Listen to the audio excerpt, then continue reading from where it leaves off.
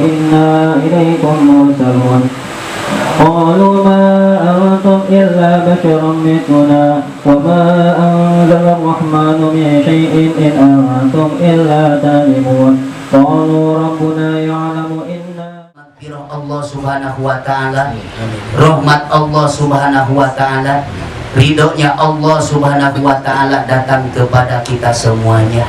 Adapun kumpulnya kita di tempat ini tiada lain dan tiada hanya dipinta doa oleh keluarga besar Bapak Idris, yang mana tadi sudah disebutkan tasyakur bin nikmat, sudah dihitannya anaknya termasuk Muhammad Jayid Api, Muhammad Jiyad Api, dan sudah diakekahi Muhammad Abdul Ghani. Mudah-mudahan anak-anaknya ini ada dalam soleh dan solehahnya. Makanya dari itu mari kita berdoa bersama-sama kepada Allah Subhanahu wa ta'ala, semoga apa yang diinginkan wabil khusus keluarga besar Bapak Idris, apa yang disebutnya dikabul oleh Allah Subhanahu wa ta'ala, umumiyahnya untuk kita semua. Amin ya Allah ya Rabbal alamin. Nawaina na'budu bidzikri ismika fataqabbal ibadatan minna inna iyyaka na'budu wa iyyaka nasta'in. Allahumma hdinas siratal mustaqim siratal ladzina an'amta 'alaihim ghairil maghdubi 'alaihim waladdallin.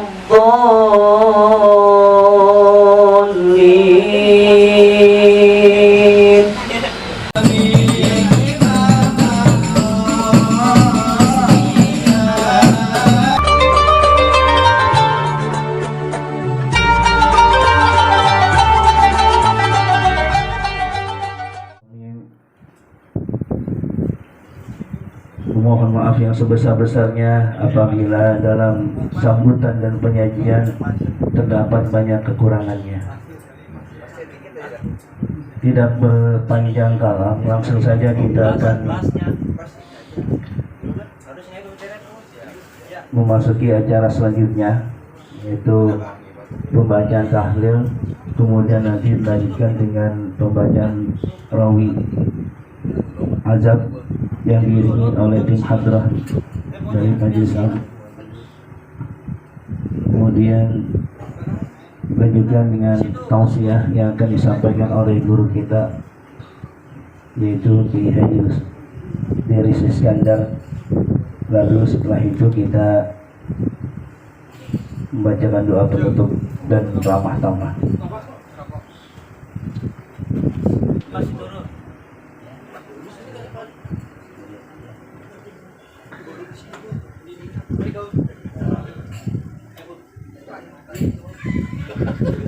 Acara selanjutnya yaitu pembacaan Yasin, tahlil dan doa yang akan dipimpin oleh Ustadz Suryana.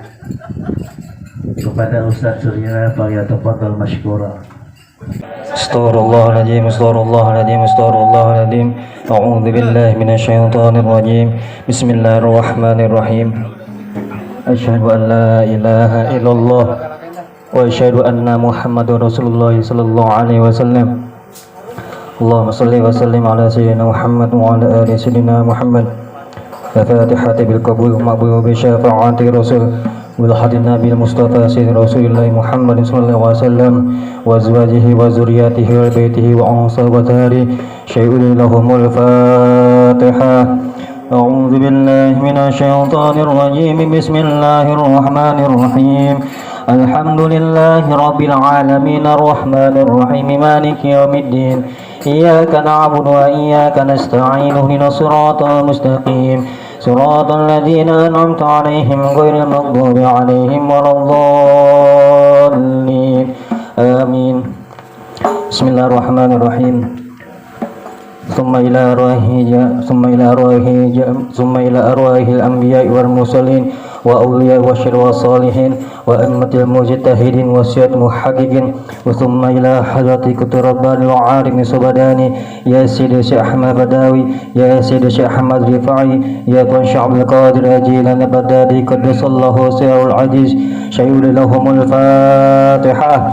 أعوذ بالله من الشيطان الرجيم بسم الله الرحمن الرحيم الحمد لله رب العالمين الرحمن الرحيم مالك يوم الدين إياك نعبد وإياك نستعين اهدنا الصراط المستقيم صراط الذين أنعمت عليهم غير المغضوب عليهم ولا الضالين آمين. Bismillahirrahmanirrahim. Fatihah ila rahi abaina wa ummahatina wa ajda wa jaddatina wa qarabatina wa ustadina muallimina wa ila rahi jami'il mu'minina wal mu'minat wal muslimina wal muslimat min masyariqil ardi ila magharibiha khususan ila ruh Yai Haji Mu'alim Nur Hamdul Saleh bin Haji Bahali bin Alim wa ila ruh armahum Kai Haji Mu'alim Nur Mustafa bin Isyati wa ila ruh armahum Haji Ishaq bin Haji Muhammadina bin Salihun wa ila ruhi armahum Haji Siti Sarah binti Haji Abab wa ila ruh armahum Amiruddin bin Ma'arad wa ila ruh armahum Zainuddin bin Ma'arad wa ila ruh armahum Hasan Basri bin Ma'arad wa ila ruh armahum Arfis bin Ma'arad wa ila ruh armahum Chandra Milki bin Tawir wa ila ruh armahum Muhammad Naufal Rizki bin Syahrial wa usulihim wa furu'ihim wa zuki alaihim ajma'in anna Allah yataghasham bi rahmah wal maghfirah wa yaskinhum al jannah bi rahmatih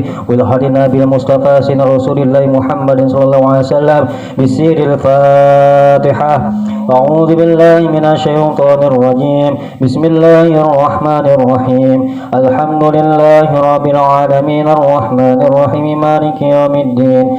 Iyyaka na'budu wa iyyaka nasta'in ihdinas siratal mustaqim siratal ladzina an'amta 'alaihim ghairil maghdubi 'alaihim waladdallin. Ar-Rahim qul huwallahu ahad Allahu samad lam yalid wa lam yulad wa lam yakul lahu kufuwan ahad.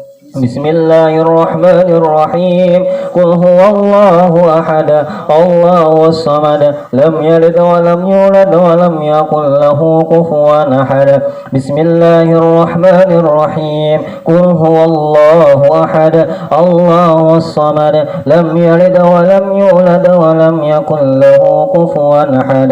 La ilaha illallah wallahu akbar. Bismillahirrahmanirrahim. قل أعوذ برب الفلق من شر ما خلق ومن شر غاسق إذا وقب ومن شر النفاثات في العقد ومن شر حاسد إذا حسد. لا إله إلا الله والله أكبر. بسم الله الرحمن الرحيم. قل أعوذ برب الناس ملك الناس إله الناس من شر الوسواس الخناس الذي يوسوس في صدور الناس من الجنة والناس. لا إله إلا الله والله أكبر. بسم الله الرحمن الرحيم. ألف لام ذلك الكتاب لا ريب فيه هدى للمتقين الذين يؤمنون بالغيب ويقيمون الصلاة ومما رزقناهم ينفقون والذين يؤمنون بما أنزل إليك وما أنزل من قبلك وبالآخرة هم يوقنون أولئك على هدى من ربهم وأولئك هم المفلحون. وإلهكم إله واحد لا إله إلا هو الرحمن الرحيم. الله لا إله إلا هو الحي القيوم لا تأخذه سنة ولا نوم له ما في السماوات وما في الأرض. من ذا الذي يشفع عنده إلا بإذنه يعلم ما بين أيديهم وما خلفهم ولا يحيطون بشيء من علمه إلا بما شاء وسع كرسيه السماوات والأرض ولا يؤوده حفظهما وهو العلي العظيم. لله ما في السماوات وما في الأرض وإن تبدوا ما في أنفسكم اخطوفوا يحاسبكم به الله فيغفر لمن يشاء ويعذب من يشاء والله على كل شيء قدير آمن الرسول بما أنزل إليه من ربه والمؤمنون كل آمن بالله وملائكته وكتبه ورسله لا نفرق بين أحد من رسله وقالوا سمعنا وأطعنا غفرانك ربنا وإليك المصير لا يكلف الله نفسا إلا وسعها لها ما كسبت وعليها ما اكتسبت ربنا لا تؤاخذنا إن نسينا أو أخطأنا ربنا ولا تحمل علينا إصرا كما حملته على الذين من قبلنا ربنا ولا تحملنا ما لا طاقة لنا به واعف عنا واغفر لنا وارحمنا أنت مولانا فانصرنا على القوم الكافرين أستغفر الله العظيم أستغفر الله العظيم أستغفر الله العظيم أفضل الذكر فاعلم أنه لا إله إلا الله لا إله إلا الله لا إله إلا الله سيدنا محمد رسول الله صلى الله عليه وسلم لا إله إلا الله لا إله إلا الله لا إله إلا الله لا إله إلا الله لا إله إلا الله لا إله إلا الله لا إله إلا الله لا إله إلا الله لا إله إلا الله لا إله إلا الله لا إله إلا الله لا إله إلا الله لا إله إلا الله لا إله إلا الله لا إله إلا الله لا إله إلا الله لا إله إلا الله إلا الله لا إله إلا الله لا إله إلا الله لا إله إلا الله لا إله إلا الله لا إله إلا الله لا إله إلا الله لا إله إلا الله لا إله إلا الله لا إله إلا الله لا إله إلا الله لا إله إلا الله لا إله إلا الله لا إله إلا الله لا إله إلا الله لا إله إلا الله لا إله إلا الله لا إله إلا الله لا إله إلا الله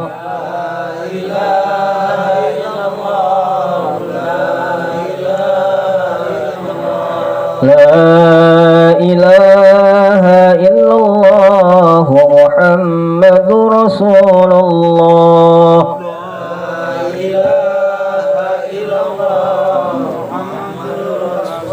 اللهم صل على سيدنا محمد اللهم صل عليه وسلم اللهم صل على سيدنا محمد اللهم صل عليه وسلم اللهم صل على سيدنا محمد اللهم صل عليه وسلم اللهم صل على سيدنا محمد اللهم صل عليه وسلم اللهم صل على سيدنا محمد يا ربي صل عليه وسلم اللهم صل على سيدنا محمد يا ربي صل عليه وسلم سبحان الله وبحمده سبحان الله وبحمده سبحان الله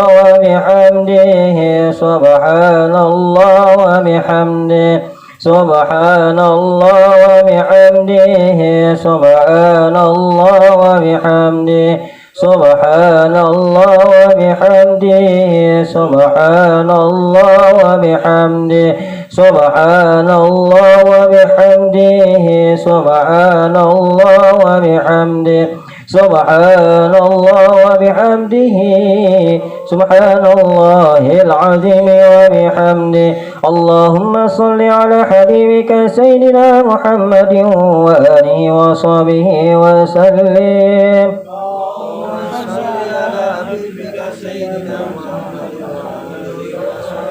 اللهم صل على حبيبك سيدنا محمد وآله وصحبه وسلم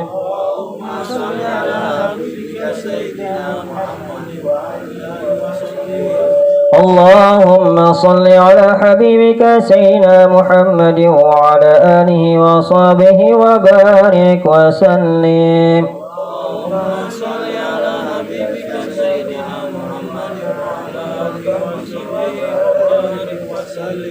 لا إله إلا الله محمد رسول الله صلى الله عليه وسلم كلمة حق عليها نحيا وعليها نموت وبها نبأ إن شاء الله تعالى الآمنين برحمة الله كرامه إن الله وملائكته يصلون على النبي يا أيها الذين آمنوا صلوا عليه وسلموا تسليما اللهم صل وسلم وبارك عليه وعلى آله بسير الفاتحة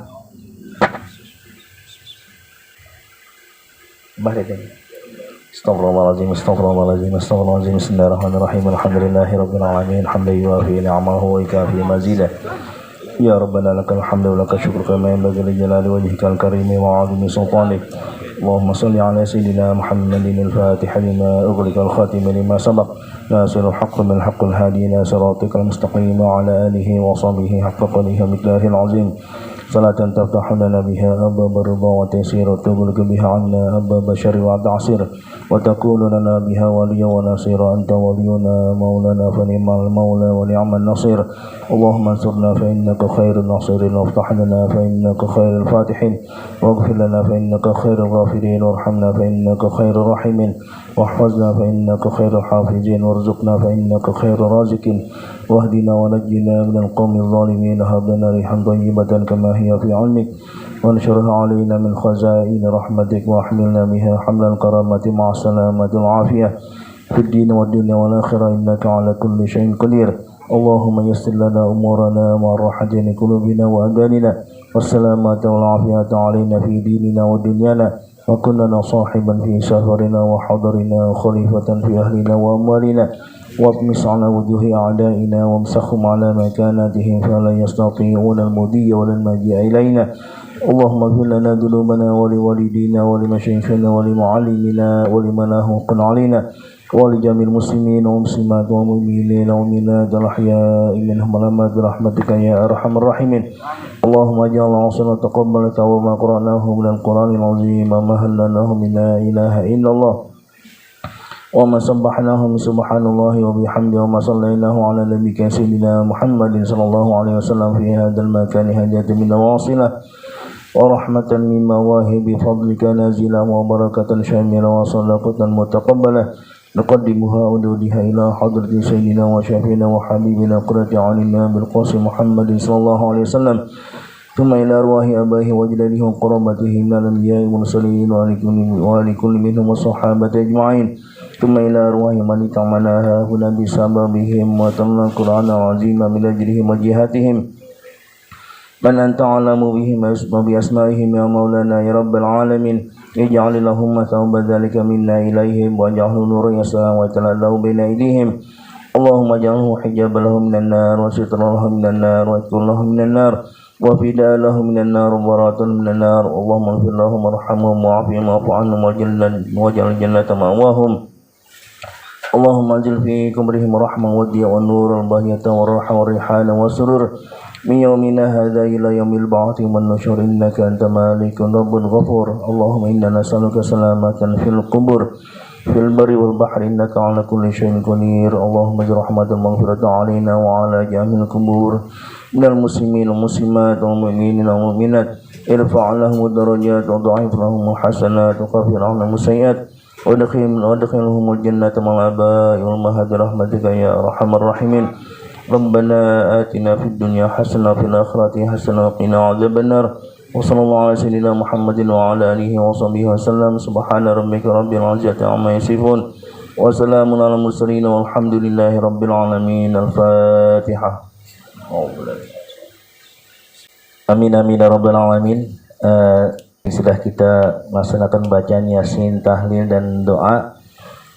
Semoga apa yang kita niatkan, apa yang kita hajatkan, terutama untuk sahibul hajat, Allah kabulkan dan Allah berikan keberkahan serta keselamatan di dunia wal akhirah. Amin ya rabbal alamin. Acara selanjutnya yaitu pembacaan Rawi Azab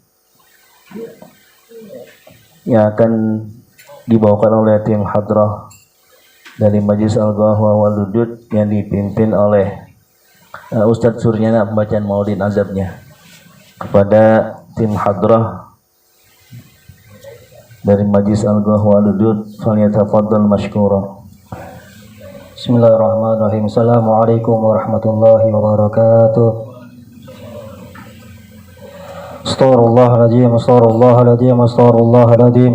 أعوذ بالله من الشيطان الرجيم بسم الله الرحمن الرحيم أشهد أن لا إله إلا الله وأشهد أن محمد رسول الله اللهم صل وسلم على سيدنا محمد وعلى آل سيدنا محمد إلى حضرة النبي المصطفى سيدنا رسول الله محمد صلى الله عليه وسلم وأزواجه وذريته ولباته وأنصار وأظهاره ثم إلى أرواح جميع المؤمنين والمؤمنات والمسلمين والمسلمات من مشارق الأرض إلى مغاربها خصوصا إلى صاحب المولد الشيخ محمد آزب المدني رحمه الله تعالى شيء لهم الفاتحة.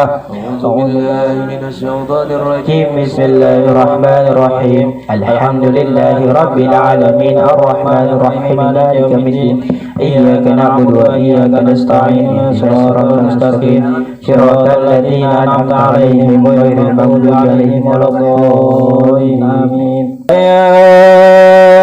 أيها الرجل منه شفاعة صلوا عليه وسلموا تسليما اللهم صل وسلم وبارك عليه وعلى آله. بسم الله الرحمن الرحيم يا ربي صل على محمد يا ربي صل عليه وسلم يا ربي صل على محمد يا ربي صل عليه وسلم يا ربي صل على محمد يا ربي صل عليه وسلم يا ربي صل على محمد يا ربي صل عليه وسلم يا ربي صل على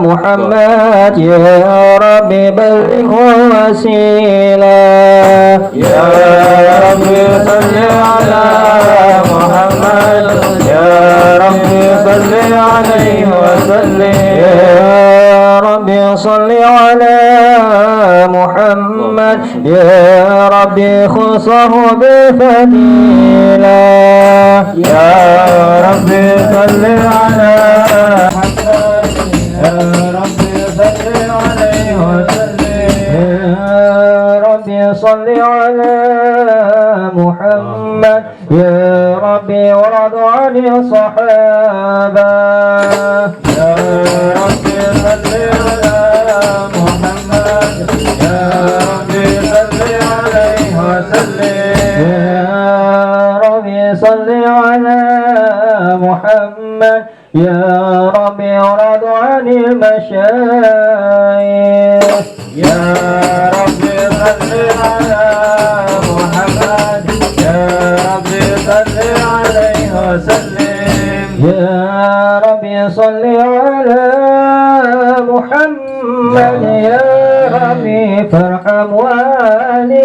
علينا يا رب صل على محمد يا رب صل عليه وسلم يا رب صل على محمد يا رب وارحم كل مسلم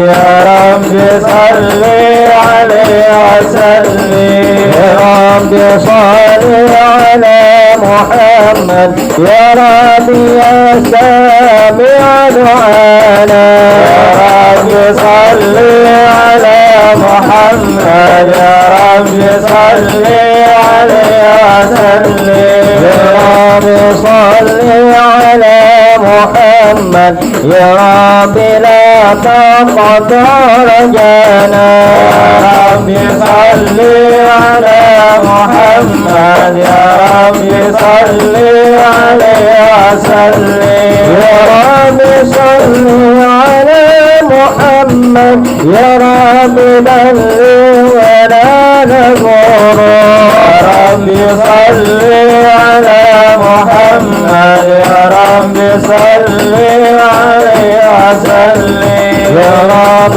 صل على محمد يا رب تغشانا بنوري يا رب صل على محمد يا رب صل عليه وسلم يا رب صل على محمد يا رب نختم بالمشفع يا رب صل على محمد يا رب صل عليه وسلم يا رب صل على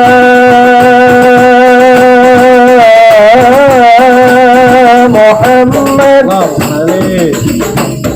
يا رب صل عليه وسلم يا رب صل على محمد يا رب صل عليه وسلم رسول الله سلام عليك يا رفيع الشان ودرجي يا رسول الله سلام عليك يا رفيع الشان والدرج عفوك يا ديرة العالم يا أهل الجود والكرم يا رسول الله سلام عليك يا رفيع الشان والدرج يوم قومي بساتن وبه من خاطئهم آمنوا يا رسول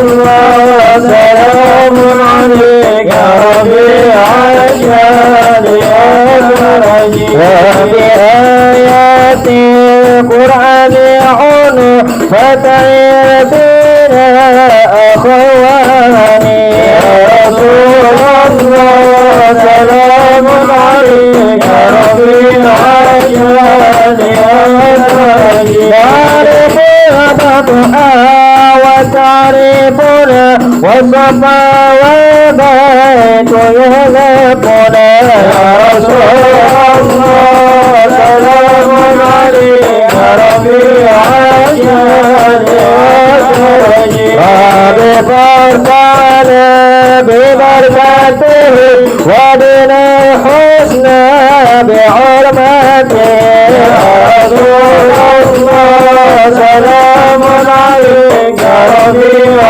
الشان والدرج وآمنا في طريقتهم ومعافاتهم من الفتن يا رسول الله سلام عليك يا رفيع الشان والدرج اللهم صل وسلم وبارك عليه وعلى آله. أعوذ بالله من الشيطان الرجيم. بسم الله الرحمن الرحيم. إنا فتحنا لك فتحا مبينا ليغفرك الله ما تقدم من ذنبك وما تأخر ويتم نعمته عليك ويهديك صراطا مستقيما وينصرك الله نصرا عزيزا لقد جاءكم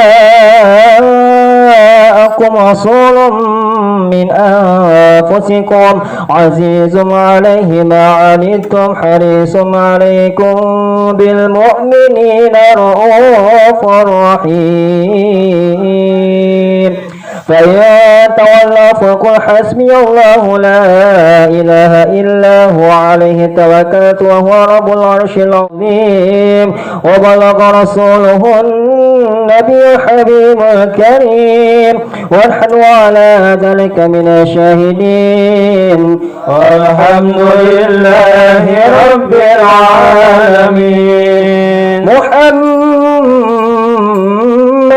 رسول الله والذين معه أشداء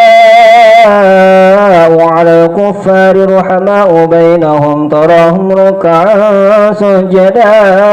تراهم ركعا سجدا يبتغون فضلا من الله ورضوانا سيماه في وجوههم من أثر السجود ذلك مثلهم في التوراة ومثلهم في الإنجيل قدر وإن أخرج شاته فآزره فاستوى على سوقه يعذب الزراع ليغيظ الكفار وعد الله الذين آمنوا وعملوا الصالحات منهم مغفرة وأجرا عظيما إن الله وملائكته يصلون على النبي يا أيها الذين آمنوا صلوا عليه وسلموا تسليما اللهم صل وسلم وبارك عليه وعلى آله بسم الله الرحمن الرحيم الحمد لله الذي قد أوجد من نوره نورا به أما الهدى سبق العوالم في الوجود بأسرها فالكل منه في الحقيقة مبتدا أني بذلك نور من ساد الورى وزكت أناسره الشريفة مهتدا المصطفى خير الخلائق من سما وعلى على فلك السيادة سوددا صلى عليه مسلما مولاهما لله وصحبه ما نجم بدا ورحمة للعالمين ونعمة فضت على كل البرية بالندى هذا وارجو الله من إفضاله عونا على نزمه لمولده أحمدا كي تنشى الأرواح عند سمائه وتقلد الأسماء نورا نددا يا رب عدل بالصلاة دريئه وادم عليه سلام ذاتك سرمدا اللهم صل وسلم وبارك عليه وعلى آله إلى بأن الله قدر سابقا تكوينه هذا الجناب المفردا إذ قال جل قبضة من نوره كوني بقدرتنا الحبيب محمدا فهو الحبيب المجتبى كدما كما قد سهى هذا بالدليل وأسندا وعليه في العزال نبوة أفرغت ولنا به المولى المعظم أسعدا وبوجه آدم لا هذا نور إظهرت ملائكة المحيمن سجدا وللشعير الأسلاب منه منقلون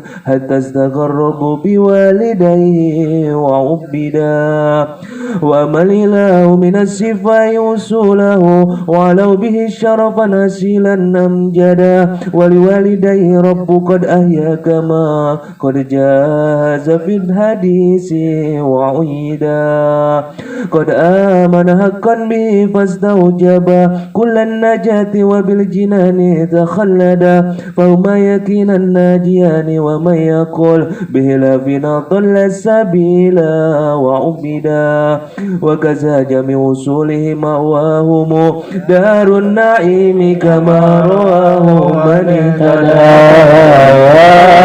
ربيعته بالصلاة ذريه فردم عليه سلام ذاتك سرمدا اللهم صل وسلم وبارك عليه وعلى آله فهو النبي محمد بن زبيهم من كان عبد الله كافا سيدا وبعبد مطالب أبوه لقد دعي وهو ابن هاشم الجواد المبتدى عن ابن عبد مناف من ينتمي لقصي بن كلابهم مجلي الصدى وهو ابن مرة نجل كبهم الذي للؤيهم نسب ابن غالب الإدا ذاك ابن فهر من أبوه مالك قد كان حسنا للأنام ومعددا السيد الندر مفرد أسره من بالنضارة والجمال تفردا هذا وابن كنانة بن هزيمة من بالفخار السما وفق الفرقدا وابن مدركة بن ياس الذي في صلبه سمع النبي موحدا يزا إلى مضر هو ابن نزارهم عن بهم معدهم من أرشدا وابن عدنان الإمام المنتقى من لز به الله انتساب نكدا هذا والنسب الذي اتفقوا عليه ومن يهن من بدو خالف واتدى وإليه قد كان مشيفا ينتهي ويكذب النسب مهما أددا وهو الذي فرض علينا حفظه وكذاك كل مكلف قد وهدى أكرم به نسبا بإقد نظامه وهلا مفاهره الوجود تقلدا يا رب عجل بالصلاة ضريئه وأدم عليه سلام ذاتك سرمدا اللهم صل وسلم وبارك عليه وعلى آله إلهي بجاه الأنبياء والملائكة وبالأولياء جد لنا بالإجابة إلهي بجاه الأنبياء والملائكة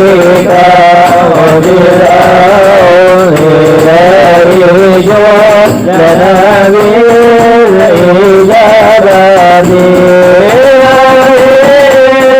توسلنا بقرآن الكريم دنور المشيرات وجمعي ومهلتي إلهي بجاه الأنبياء والملائكة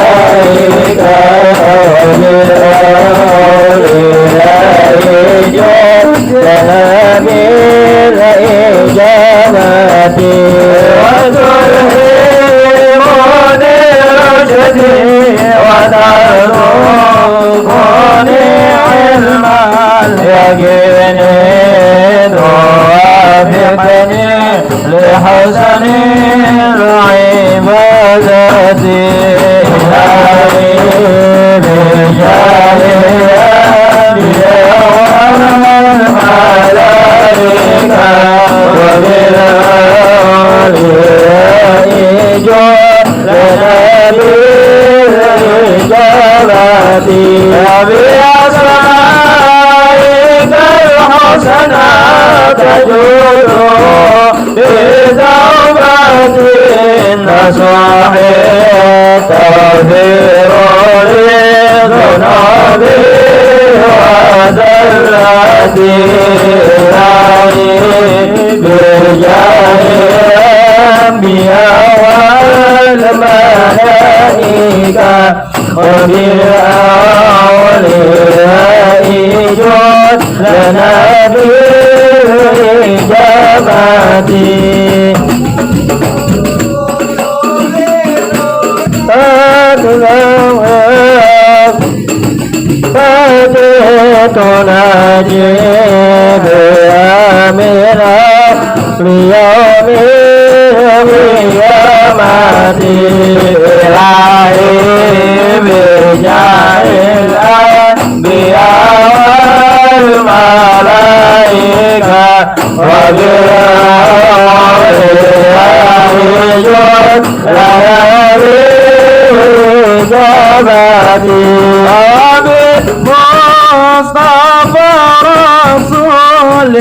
شرح ولصدري تيسير لأمري وتشريف قربتي بجاه الأنبياء والملائكة وبالأولياء جند نبي جباني وبالأنبياء والملائكة الكرام وحقيق بتقوى وعيادي إلهي بجاه الأنبياء الملائكة وبالأولياء جند نبي جبتي بهم وبالأولياء تلحقني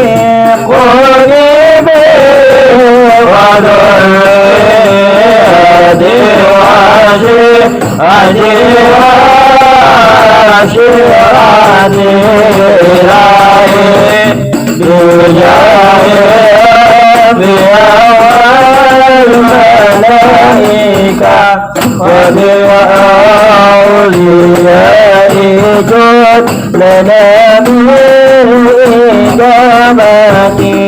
وتصرف عني كل شر بحق وشر لذي شر من انس وجنة إلهي بجاه الأنبياء الملائكة وبالأولياء جند لنبي بفضلك باشرني بحسن هواتفي وبرحمتك حيني بدار إقامتي إلهي بجاه والملائكة وبالأولياء جند نبي عليهم من المولى صلاة وتسليم ورضوان يستجيب إلهي مناجاتي إلهي بجاه الأنبياء والملائكة وبالأولياء جند لنبي إجابتي. اللهم صل وسلم وبارك عليه وعلى آله.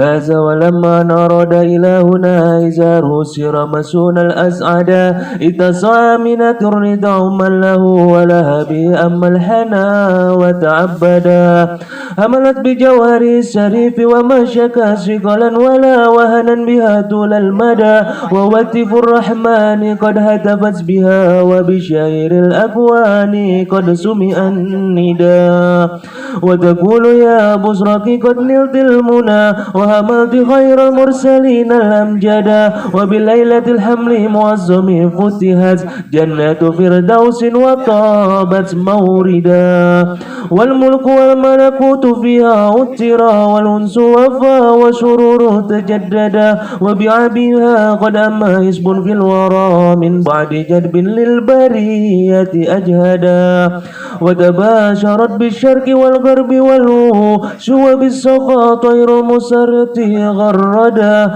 ووهيل الشرك أصبحت أسنامها منكوسة وهوانها لن يجهدا وبآم فتح لقب العمايز كم من فتوحة به لن تهدى وجميع أحبار روت أخباره وذهبها وجه الزمان توردا وتأكلها نزور بدر سدمين وفوق الهلال نار الحبيب ونشأدا في آمه كل النساء كرامة للمصطفى همل الذكور رشدا ولكم به ظهرت أجايب جمة أنها لقد قانطاك تعددا يا رب عتر من صلاة ضريره وادم عليه سلام ذاك سلمدا اللهم صل وسلم وبارك عليه وعلى آله من هملي لما مضى شرني كان وفى المنون وابى النبي الأجودا وبطيبة قد كان ذلك مسأتا أهوله من أرض الشام ممسدا وقام فيها عندهم متوجها شرا سكيما صابرا متجلدا ودريه قد أشرقت أنواره من زاره نال المنى والمغشدا ولدى تمام الحمل 9 أشهر هانت ولادة من أتانا مرشدا وتعرجت أرجاواز الكون من نباته وبدا الهبور مجددا وتنفست أنوار صبح طوله حتى غدا الليل ضلال مبددا ولأمه في الضلك جاءت مريم وكذاك آسية التي منهت سودا وأتى من الفردوس ورور ما هما ليكون تنيسا لها وتوددا فهناك قد جاء المهاد فأبرزت شمس الهدى خير الأنام أول صلى الله على محمد صلى الله عليه وسلم صلى الله على محمد صلى الله عليه وسلم يا نبي سلام عليك يا رسول سلام عليك يا حبيب سلام عليك صلوات الله عليك يا نبي سلام عليك يا رسول سلام عليك يا حبيب سلام عليك صلوات الله عليك أشرف بدر الرجال بوجود المصطفى حمد ولأهل الكون وسرور قد تجلى الله يا نبي سلام عليك يا رسول سلام عليك يا حبيب سلام عليك صلوات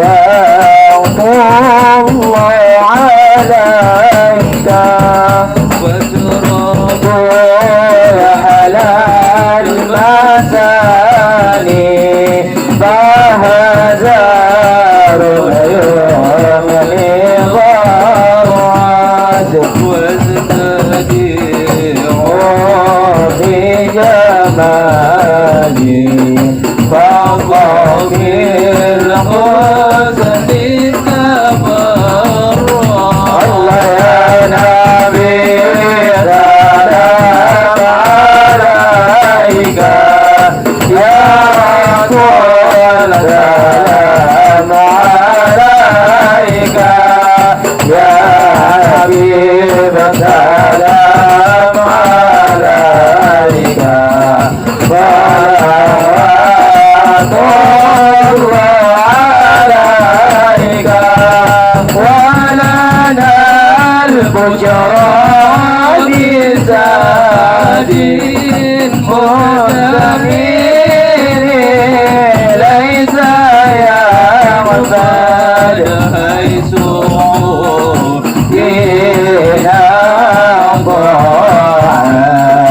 جمع الفخر المعبد يا نبي سلام عليك يا رسول سلام عليك يا حبيب سلام عليك صلوات الله عليك ولربي كل حمد جل صره العجز هبنا بوجود المصطفى الهادي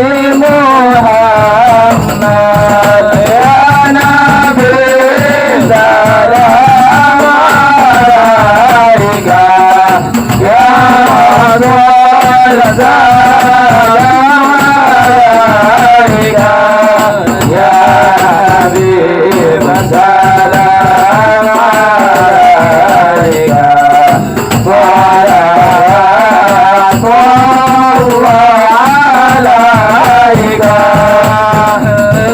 يا رسول الله أهلا مرحبا بك إنا بك نسأل مرحبا مرحبا مرحبا مرحبا جد مديني مرحبا وبجاه يا إلهي مرحبا جود وبلغ كل مقصد مرحبا مرحبا يا نور العين مرحبا مرحبا يا الحسين وهدينا نجا سبيلي مرحبا مرحبا طيبه نسعد ونور الشاب مرحبا مرحبا مرحبا يا نور العين مرحبا مرحبا مرحبا جاد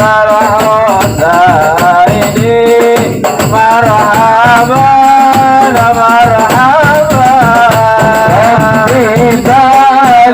بلغنا بجاهي مرحبا مرحبا في جواري الخير مقعد مرحبا مرحبا مرحبا يا نور العين مرحبا مرحبا مرحبا جاد الحسين مرحبا مرحبا وملاك الله تغشى أشرف رسل محمد وسلام المرسلين كل حين يتجادى صلى الله على محمد مرحبا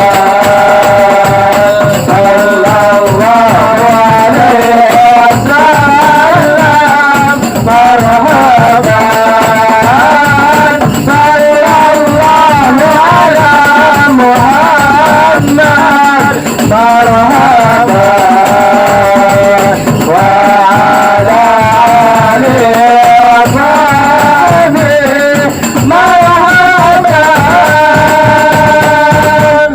اللهم صل وسلم وبارك عليه وعلى آله بشر الفاتحة.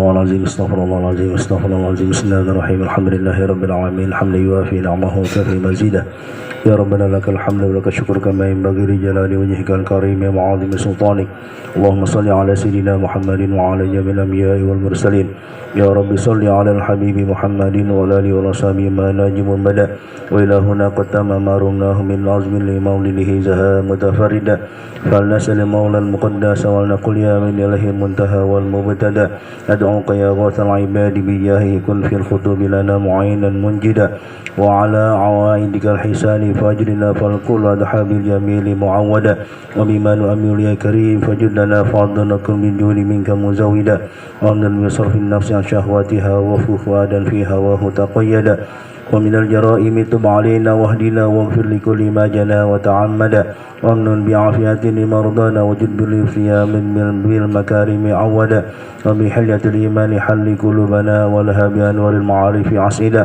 وإلى سواك فلا تقلنا واسكنا غيثا مغيثا للبرية جيدا واحرس حماطها وجل خيره واخذل من قدر مسوءا أوردا وكذا بلاد المسلمين احفظها جمعنا بالفرج القريب تعهدا وانظر إلى سلطاننا بعناية وانصر به شرا حنيفا ومهدا ولديننا ثبت وقو يقيننا كيما يقين ما نحاذره غدا ونفوز من خير ورا بشفاعتنا نحوز في جنات للمقعد ولعبدك العزب الفقير محمد منشيه في دار القرامة خلدا وادم له حسن الجوار من طيبة وارزقه سرا عن سواك مجردا ولوالديه في كذا ذرية وامنحهم ستر جميلا مؤبدا وشيوخه وحبة للقارن وسام يصغي إليه ممجدا ولمدر هذا الخير واشكر سعيه واجعله بأهل القبول ممهدا وأجب دعانا إذ عدت وهب لنا وأجب دعانا إذ عدت وهب لنا وأجب دعانا إذ عدت وهب لنا حسن الختام فحاشا تخلف موعدا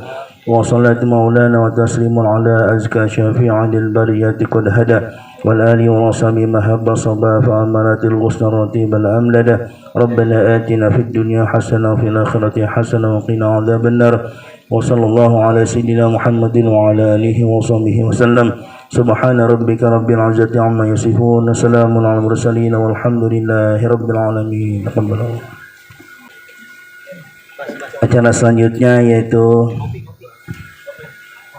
tausiah agama yang akan disampaikan oleh guru kita Al-Mukarram Al-Muhtaram Kiai Haji Daris Iskandar.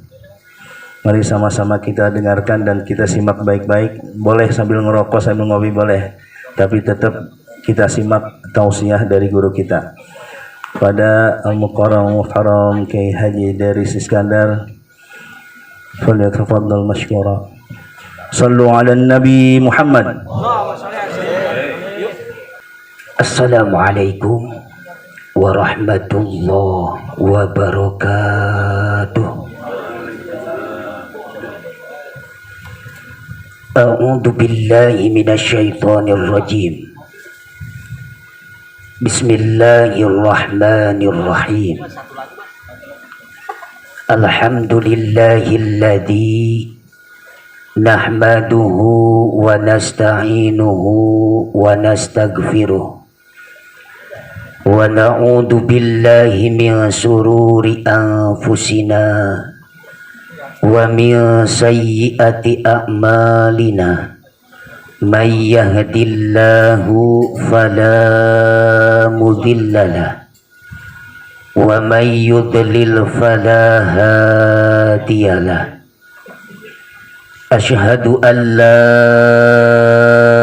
ilaha illallah wa asyhadu anna Muhammadan abduhu wa rasuluhu la nabiyya ba'dah. Allahumma fasalli wa sallim wa barik ala rahmah wa ala alihi wa azwajihi wa dhurriyyatihi wa maulana Muhammadin wa ala alihi وأصحابه هداة الأمة ولا حول ولا قوة إلا بالله وبالله التوفيق والهداية أما بعد فقال الله تعالى في القرآن الكريم أعوذ بالله من الشيطان الرجيم بسم الله الرحمن الرحيم لئن شكرتم لأزيدنكم ولئن كفرتم إن عذابي لشديد فقال النبي صلى الله عليه وسلم الفطرة خمس أو خمس من الفطرة الختان والاستحداد وتكليم الأظفار ونتف الإبط وقص الشارب فقال ابن مالك في كتاب الخلاصة أو في كتاب الألفية ولا يجوز الابتداء بالناكرة ما لم تفدك عند زيد النامرة. Wabil khususil khusus yang saya hormati keluarga besar Bapak Idris sekaligus selaku sahibul bait, sahibul makan, sahibul hajat. Wabil khususil khusus pun tak lupa kepada guru kita semua Bapak Ustadz Taufik, pun tak lupa ke Bapak Ustadz Surya, Bapak Ustadz Baharun juga, pun tak lupa kepada Kiai Haji Bapak Sopian yang saya hormati dan wa insyaallah Allah muliakan. Pun tak lupa kepada kaumul muslimin wal muslimat wal mu'minin wal mu'minat yang alhamdulillah kita semuanya bisa berkumpul di tempat ini tiada lain dan tiada hanya melaksanakan yang telah diwajibkan, bahkan kaul ulama menyatakan disunahkan apabila ada seorang muslimin wal muslimat yang mengundang diri kita pada intinya meminta doa terhadap kita semuanya, maka wajib kita semuanya hadir di dalam tempatnya. Pemugia dan semoga hadirnya kita semua di tempat ini moga-moga ada dalam ridho Allah subhanahu wa ta'ala dan magfirah Allah subhanahu wa ta'ala, yang mana kita semuanya bisa berkumpul di tempat ini. Mungkin kita sudah mengetahui apa dan maksud tujuannya Sohibul Bait. Tiada lain dan tiada hanya yang pertama tasyakur bin nikmat kepada Allah subhanahu wa ta'ala, atas mana keluarga besar Bapak Idris telah diberikan amanah oleh Allah subhanahu wa ta'ala, yaitu seorang anak. Dan semoga anak yang diakekahkan ataupun yang telah dihitan, moga-moga dijadikan oleh Allah subhanahu wa ta'ala anak soleh dan solehah, berbakti kepada orang tuanya, termasuk sekaligus pun lebih baik dan meningkat taat kepada Allah dan Rasulnya. Salah satunya hitan merupakan sunnah baginda Nabi Muhammad sallallahu alaihi wasallam. Adapun yang menyatakan hitan juga termasuk diwajibkan. Kenapa ada yang menyebutkan hitan itu diwajibkan? Sebab kita selaku umat manusia yang beragama Islam otomatis dituntut oleh Allah subhanahu wa ta'ala untuk melaksanakan ibadah, maupun ada yang disebut ibadah mahdoh maupun ada yang disebut ibadah ghair mahdoh.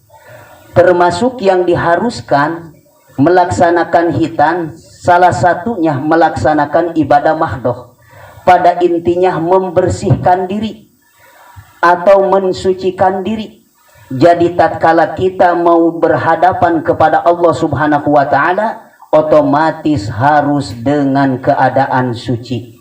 Sedangkan sucinya diri kita termasuk dengan melaksanakan hitan. Maka baginda Nabi Muhammad sallallahu alaihi wasallam telah mengumandangkan al-fitratu khamsun. Fitrah itu ada 5, atau au khamsu minal fitrah. Ada 5 perkara yang disebutnya fitrah, termasuk al-khitanu, yaitu hitan, maupun dari kalangan lelaki maupun dari kalangan wanita, maka otomatis semuanya dihitan. Begitu pula hitanan merupakan tanda syukur kita semua kepada Allah Subhanahu wa taala, yang mana telah dicontohi oleh baginda Nabi Muhammad sallallahu alaihi wasallam. Maka yakin baginda Nabi Muhammad sallallahu alaihi wasallam merupakan uswatun hasanah, suri tauladan yang sangat terbaik, bahkan diakui oleh seluruh dunia, maupun sama umat muslim maupun sama non muslim.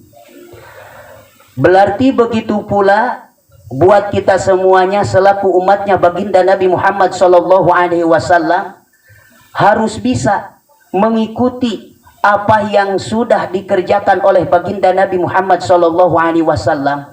Bahkan ada suatu riwayat atau suatu kisah yang mana kisah ini tersebut seharusnya merasa malu diri kita dengan sebuah kisah ini. Mana dalam sebuah kisahnya baginda Nabi Muhammad sallallahu alaihi wasallam diriwayatkan oleh Siti Aisyah radhiyallahu anha. Adapun Siti Aisyah ialah seorang istri baginda Nabi Muhammad sallallahu alaihi wasallam. Ia putri dari sahabatnya Rasul, yaitu Abu Bakar As-Siddiq. Jadi Abu Bakar As-Siddiq termasuk mertuanya sekaligus pun sahabat. Diriwayatkan oleh Sayyidina Aisyah radhiyallahu anha, waktu itu baginda Nabi Muhammad sallallahu alaihi wasallam menginap di Siti Aisyah. Namanya baginda Nabi Muhammad, yakin dan pasti beliau selalu bangun di tengah malam. Bahkan bangunnya di tengah malam baginda Nabi, dia selalu membangunkan Siti Aisyah yang jadi istrinya, maupun sekaligus pun yang jadi anak-anaknya, dan sekaligus pun yang jadi cucu-cucunya. Jadi dibangunkan semuanya. Tapi pada malam tersebut baginda Nabi Muhammad sallallahu alaihi wasallam bangun sendiri, bahkan tidak membangunkan Siti Aisyah. Selang kemudian Siti Aisyah bangun. Tatkala bangun, beliau tidak melihat baginda Nabi Muhammad sallallahu alaihi wasallam. Otomatis dia merasa heran, kenapa baginda Nabi Muhammad sallallahu alaihi wasallam tidak membangunkannya, sedangkan malam-malam yang lainnya selalu membangunkannya. Otomatis Siti Aisyah merasa tidak tenang, kemana baginda Nabi, kemana beliau, sampai-sampai dia bangun tidak membangunkannya. Terlintas dari pikirannya Siti Aisyah. Tak lama kemudian Siti Aisyah mendatangi rumah istrinya yang lainnya. Tatkala beliau ke rumah istri yang lainnya baginda Nabi Muhammad sallallahu alaihi wasallam, baginda Nabi Muhammad sallallahu alaihi wasallam tidak ada. Lintas dari pemikirannya Siti Aisyah tidak menutup kemungkinan baginda Nabi Muhammad sallallahu alaihi wasallam mendatangi rumahnya yang jadi putrinya, yaitu Siti Fatimah Zahra. Tatkala Siti Aisyah mendatangi ke rumah Siti Fatimah, terus beliau menanyakan apakah ada baginda Nabi Muhammad sallallahu alaihi wasallam. Apa jawaban Siti Fatimah sekaligus pun Sayyidina Ali, sekaligus pun yang jadi cucunya Sayyidina Hasan dan Husain? Jawaban Siti Fatimah tidak ada, ya Sayyidatina Aisyah. tidak ada baginda Nabi Muhammad sallallahu alaihi wasallam. Otomatis Siti Aisyah waktu malam tersebut merasa kehilangan, kemana ini baginda Nabi Muhammad sallallahu alaihi wasallam. Maka Sayyidina Ali memberitahukan, tidak menutup kemungkinan baginda Nabi Muhammad sallallahu alaihi wasallam mendatangi masjid. Dia yakin dan pasti sedang melaksanakan ibadah kepada Allah Subhanahu wa taala. Maka sama-sama Siti Aisyah, bahkan Siti Fatimah, bahkan Sayyidina Ali, bahkan Sayyidina Hasan dan Husainnya mencari baginda Nabi Muhammad sallallahu alaihi wasallam untuk mendatangi masjid tersebut.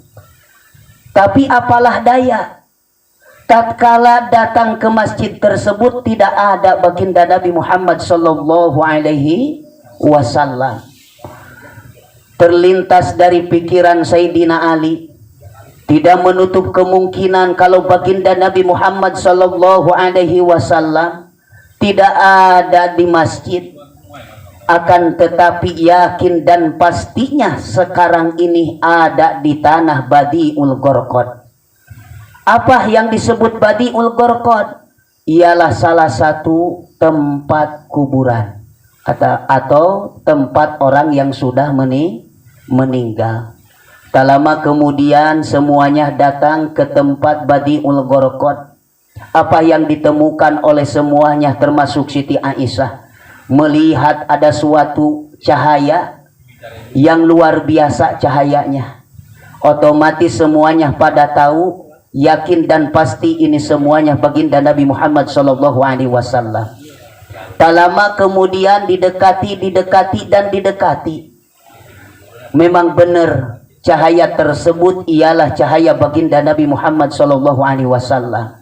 Tapi apa yang ditemukan oleh Siti Aisyah dan semuanya, baginda Nabi Muhammad sallallahu alaihi wasallam, beliau sedang menangis. Bahkan nangisnya tersebut, tangisannya tersebut tak pernah dilihat oleh Siti Aisyah, tak pernah dilihat oleh putrinya Siti Fatimah, tak pernah dilihat oleh Sayyidina Ali selaku sahabatnya dan menantunya, bahkan tak pernah dilihat oleh Sayyidina Hasan dan Husain. Sampai Siti Fatimah berbicara kepada baginda Nabi Muhammad sallallahu alaihi wasallam, "Ya Abi, ya Rasulullah, ya Qurrata A'yun." Wahai bapakku, wahai utusan Allah, wahai yang enak dipandang mata, apakah yang terjadi kepada engkau sehingga engkau menangis, sedangkan saya gak pernah melihat tangisan begitu dahsyatnya? Apakah sudah datang kepada engkau ialah sebuah musuh-musuhnya, ataukah telah datang kepada engkau ialah wahyu Allah yang turun melalui malaikat Jibril? Apa jawaban baginda Nabi Muhammad sallallahu alaihi wasallam? Ya ibnati, wahai anakku, wahai Siti Fatimah, tidak ada yang datang kepadaku seorang musuh. Bahkan tidak datang wahyu Allah yang turun melalui malaikat Jibril. Akan tetapi tangisanku seolah-olah merindukan yang jadi umatku, termasuk takut tatkala umat-umatku disiksa oleh Allah Subhanahu wa ta'ala. Ini baginda Nabi Muhammad sallallahu alaihi wasallam. Beliau selalu mengingat kita yang menjadi umatnya. Tinggal kembali kepada diri kita semua. Apakah kita selalu mengingat baginda Nabi Muhammad sallallahu alaihi wasallam? Sedangkan dalam kitab Bukhari Muslim menyatakan yang mana baginda Nabi Muhammad sallallahu alaihi wasallam bersabda, "Ya ayyuhan nas, tubu ilallah fa inni atubu mi'ata marrah." Wahai orang-orang, bertobatlah kepada Allah, karena aku juga bertobat kepada Allah selama 1 hari 1 malam 100 kali. Baginda Nabi sudah dimaksum, tidak mempunyai dosa. makhluk yang disempurnakan oleh Allah Subhanahu wa Ta'ala, bertobat 1 hari 1 malam 100 kali.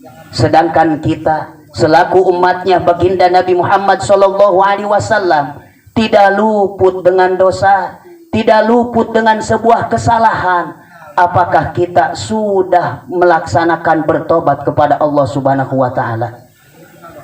Adapun yang ada di diri kita semuanya adalah titipan. Mau tahta, mau harta, mau jabatan, sekaligus pun titel-titel kita semuanya ialah titipan Allah Subhanahu wa Ta'ala. Maka jangan mendahulukan keegoisan kita. Setidaknya kita harus bisa lebih bijaksana dalam melaksanakan segala urusan. Memang dalam hukum tidak ada yang bijaksana, tapi setidaknya kita harus bisa membijaksanakan bagi orang-orang yang masih belajar dalam melaksanakan ibadah kepada Allah Subhanahu wa Ta'ala. Adapun diri pribadi, mudah-mudahan Allah Subhanahu wa Ta'ala tidak memasukkan diri pribadi ini termasuk ulama su. Sebab ulama terbagi dengan 3 bagian. Ada ulama musyahadah, ada ulama munafikun, ada ulama su.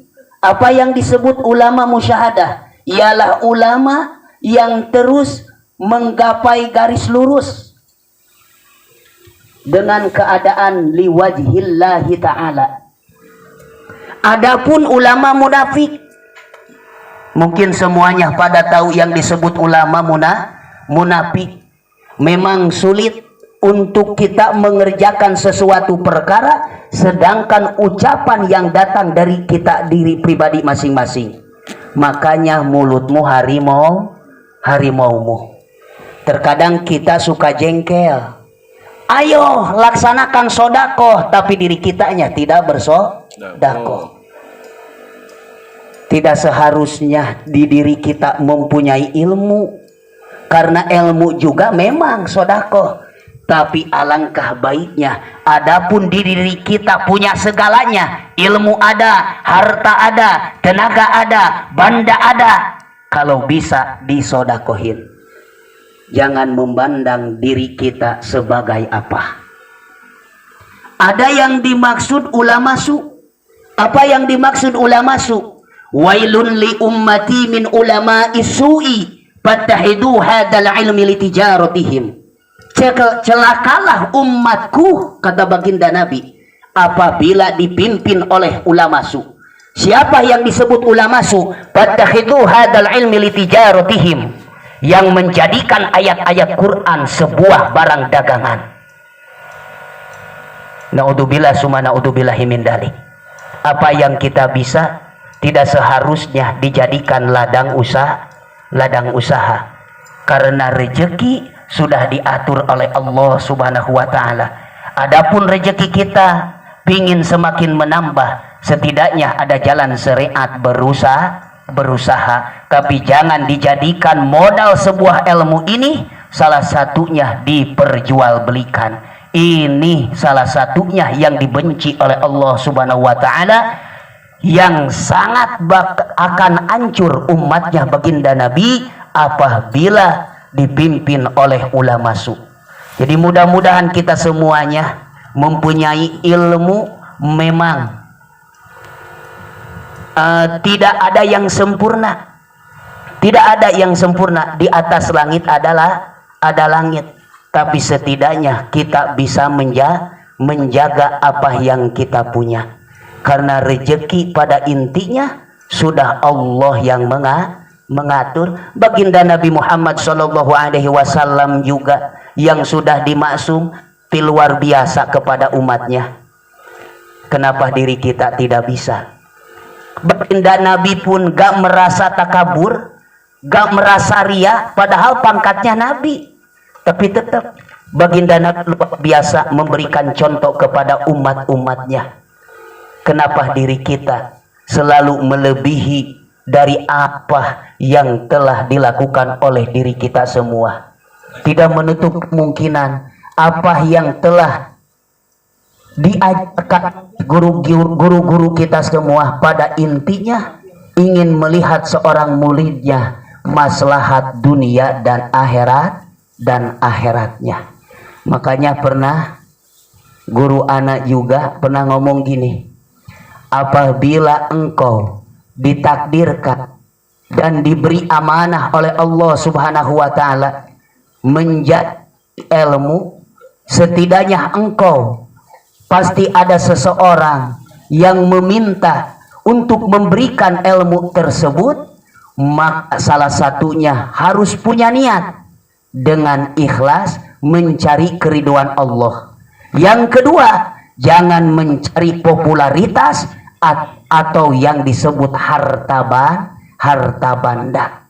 Itu yang dibenci oleh Allah Subhanahu wa taala. Kurang-kurangnya kan, siap ngaji, siap ngisi acara, siap, berani berapa, kadang gitu. Padahal kalau memang pingin punya uang lebih sambil usaha, baginda Nabi juga jual beli, berdagang baginda Kanjeng Nabi Muhammad SAW.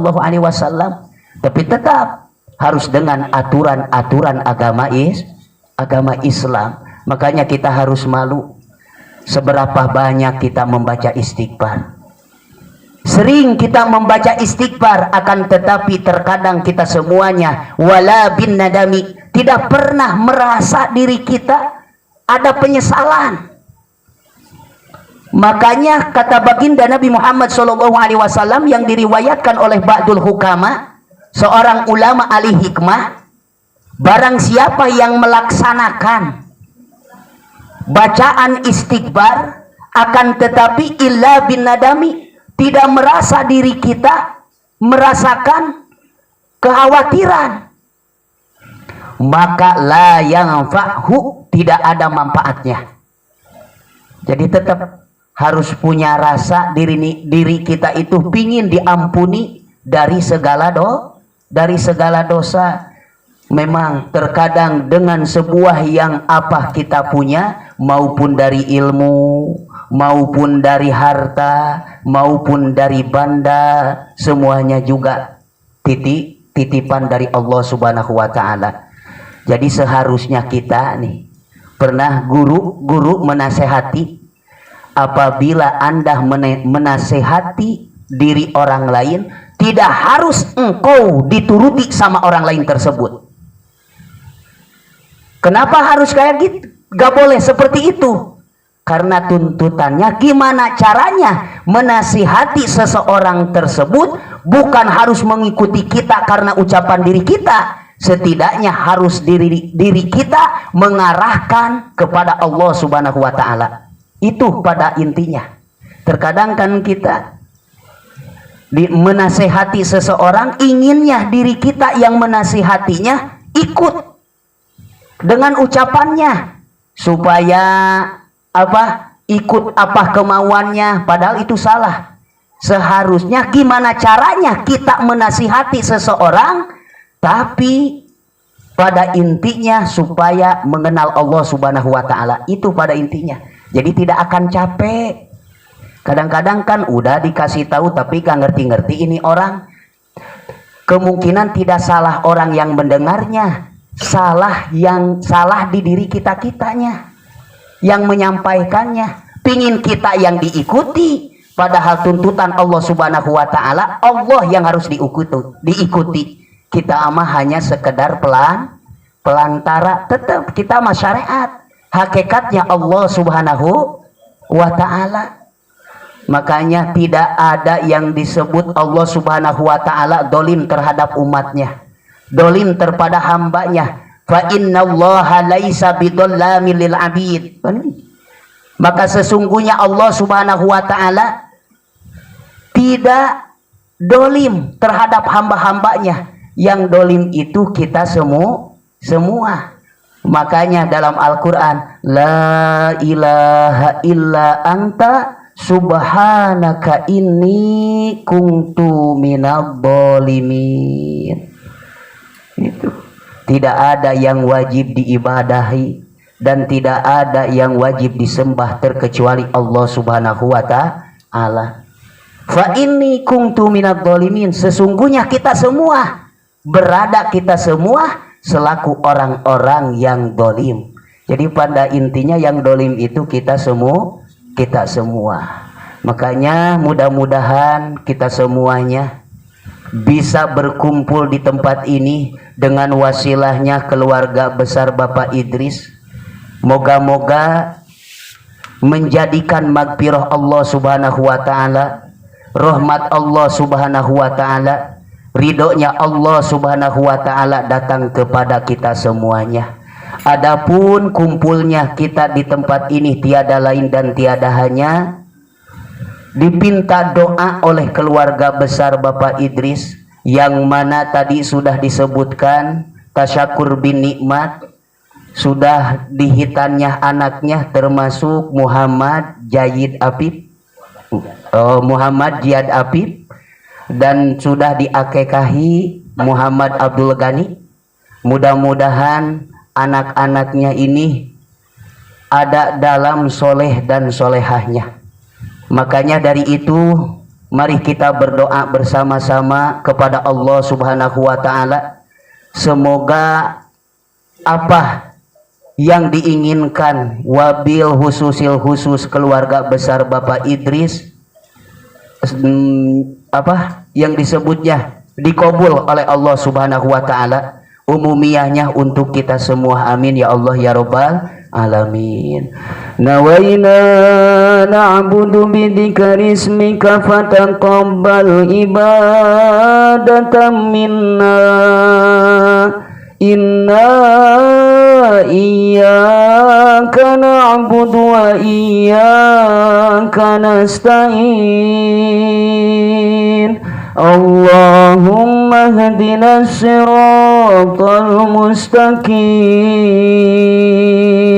siratal ladzina an'amta alaihim ghairil maghdubi alaihim waladdallin. Allahumma salli ala sayyidina Muhammadin fil arwah wa salli ala jasadi sayyidina Muhammadin fil ajsad wa salli ala qabrihi sayyidina Muhammadin fil kubur. Allahumma balligh ruhan, Allahumma balligh ruhan, Allahumma balligh ruhan sayyidina Muhammadin minna tahiyatan wa salama. Allahumma salli ala sayyidina habibina wa syafiina wa maulana Muhammad wa ala alihi wa sahbihi ajma'in. Amin. Bismillahirrahmanirrahim. Alhamdulillahilladzi hamdan yuwafi ni'amahu wa yukafi mazidah. Ya Rabbana lakal hamdu kama yanbaghi laha li jalali wajhikal karim wal azimi sultanik. Allahumma ghfir li dhunubi wa li walidayka warhamhuma kama rabbayana shighara. Allahumma ighfir lil mu'minina wal mu'minat wal muslimina wal muslimati al ahya'i minhum wal amwat. Ya Allah, Ya Rabbi inni maghlub fantasir ya Rahmanu ya Rahim ya Razzaq ya Wahhab ya Kafi ya Mughni ya Latifun ya Latif ya Latifun ya Latif ya Latifun ya Latif ya Latifun ya Khabir Allahumma ya qadiyal hajat Allahumma ya kafiyal muhimmat Allahumma ya muhillal mushkilat Allahumma ya rafi'ad darajat Allahumma ya mujibad da'wat Allahumma ya syafi'al amrad Allahumma ya mujibad da'wat Allahumma ya arhamar rahimin Hasbunallah wa ni'mal wakil Ni'mal maula wa ni'man nasir La hawla wa la quwwata illa billahil azizil hakim La ilaha illa anta subhanaka inni kuntu minadh dhalimin La ilaha illa anta subhanaka inni kuntu minadh dhalimin La ilaha illa anta subhanaka inni kuntu minadh dhalimin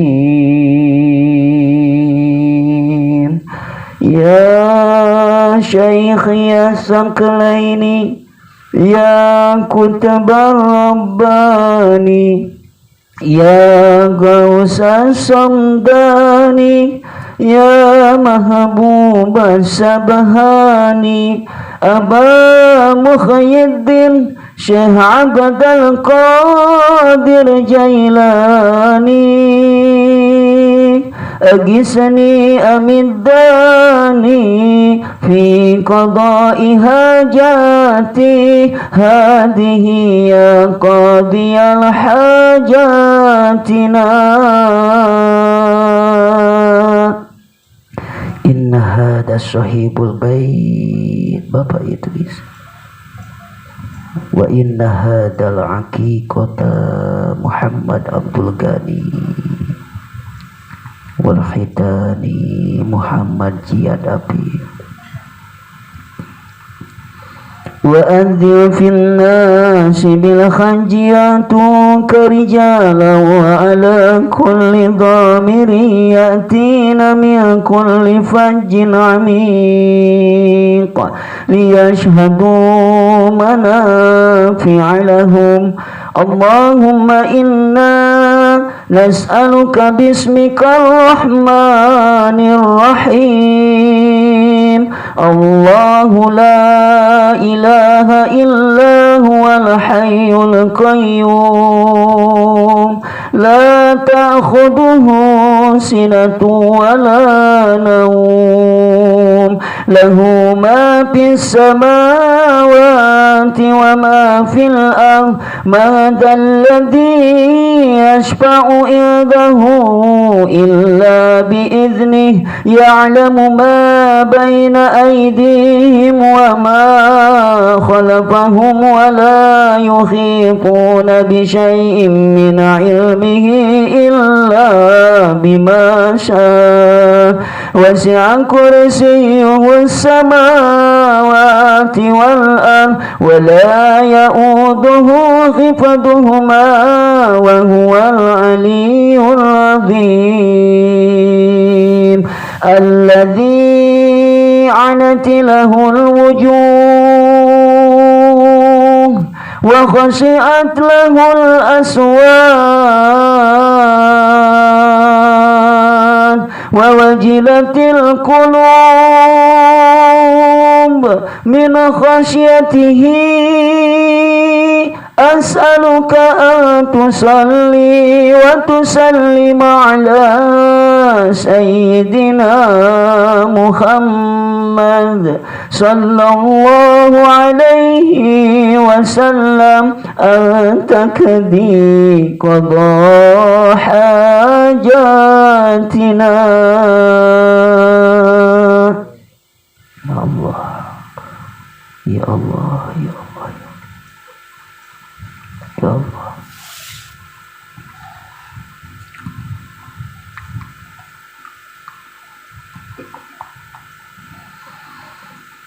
اللهم إنا نسألك سلامة في الدين وعافية في الجسد وزيادة في العلم وبركة في الرزق وتوبة قبل الموت ورحمة عند الموت ومغفرة بعد الموت. اللهم هون علينا في سكرات الموت. اللهم هون علينا في سكرات الموت. اللهم هون علينا في سكرات الموت والنجاة من النار والعفو عند الحساب. ربنا لا تزغ قلوبنا بعد إذ هديتنا وهب لنا من لدنك رحمة إنك أنت الوهاب. ربنا هب لنا من أزواجنا وذريتنا قرة أعين واجعلنا للمتقين إماما. ربنا آتنا في الدنيا حسنة وفي الآخرة حسنة وقنا عذاب النار والحمد لله رب العالمين. Al-Fatihah. A'udzu billahi minasyaitonir rajim. Bismillahirrahmanirrahim. Alhamdulillahi rabbil alamin arrahmanir rahim maliki yaumiddin. Iyyaka na'budu wa iyyaka nasta'in. Ihdinas siratal mustaqim. Siratal ladzina an'amta 'alaihim ghairil maghdubi 'alaihim waladdallin. Rabbika lana amin. Kurang lebihnya mohon dimaafkan. Wabillahi taufik wal hidayah. Wassalamualaikum warahmatullahi wabarakatuh. Alhamdulillah, tadi sama-sama kita dengarkan tausiah yang disampaikan oleh guru kita Kiai Haji Daris Iskandar. Semoga apa yang beliau sampaikan bermanfaat bagi kita dan kita bisa amalkan dalam kehidupan kita sehari-hari. Amin ya Allah ya rabbal alamin. Selanjutnya doa penutup yang akan dibacakan oleh Ustadz Suryana. Pada beliau kami persilahkan.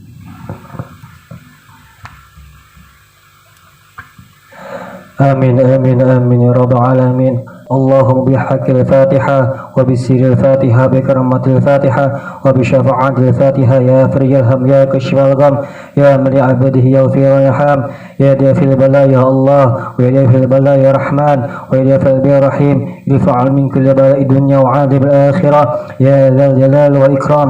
عمسنا على دين الإسلام دعوا فيها سبحانك اللهم وتحياتهم فيها سلام وآخر دعواهم الحمد لله رب العالمين. قبول. Alhamdulillahirrabbilalamin. Telah sama-sama kita ikuti acara demi acara, maka selesai acara kita pada hari ini, saya selaku pembawa acara mohon maaf yang sebesar-besarnya apabila ada kesalahan dalam tutur kata. Sebelumnya saya akhiri selaku pembawa acara. Billahi taufiq wal hidayah. Assalamualaikum warahmatullahi wabarakatuh.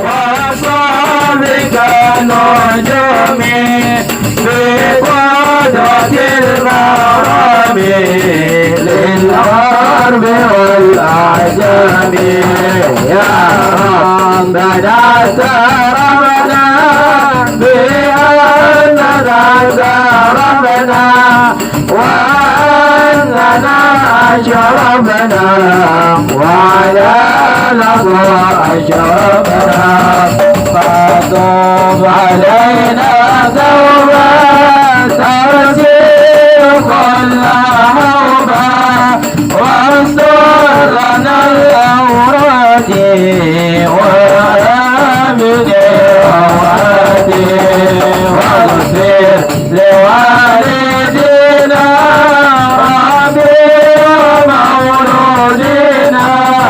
والأهل والإخوان وسائر الأهل وقل لذي المحبة أوجه الأصابة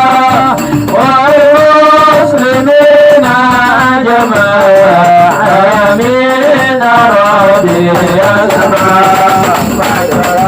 وجود منا لا بكتاب منا بالمصطفى صالح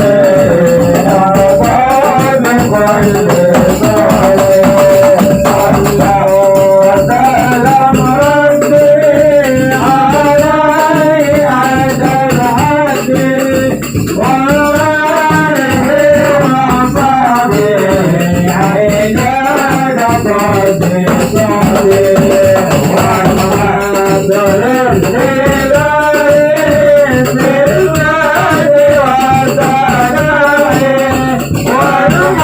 والحمد لله